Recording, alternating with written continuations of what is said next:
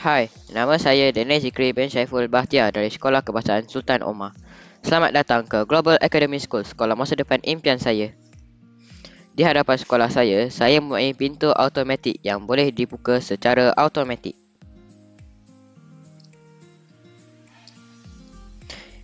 Di kafeteria sekolah saya menggunakan tema ambil jika perlu, bayar jika mampu.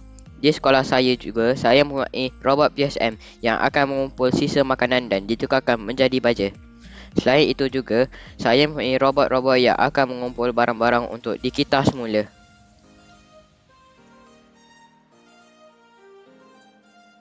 Di tingkat 1 juga, saya mempunyai makmal sains, bilik tayang dan kelas. Jom kita ke tingkat 2 menaiki lift yang saya bina menggunakan koding. Di tingkat 2 pula, terdapat bilik guru besar, tandas pelajar, perpustakaan,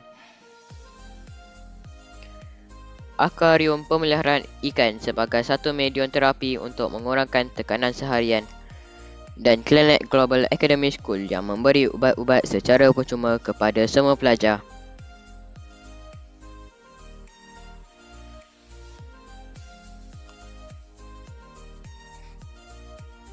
Jom kita naik ke tingkat atas.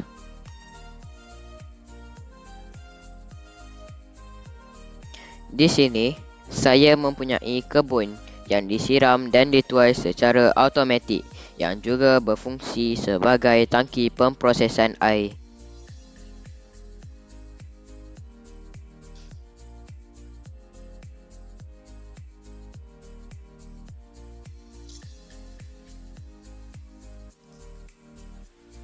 Di sini ialah pembinaan koding yang saya gunakan untuk lift. Di sini pula ialah pembinaan koding yang saya gunakan untuk pintu automatik. Di sekolah saya juga, saya mempunyai fasiliti sukan untuk murid-murid beriadah semasa waktu rehat atau pendidikan jasmani.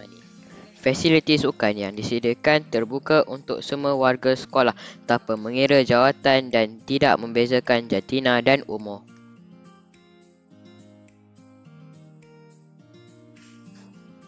Di atap sekolah saya membina panel solar sebagai sumber elektrik utama sekolah.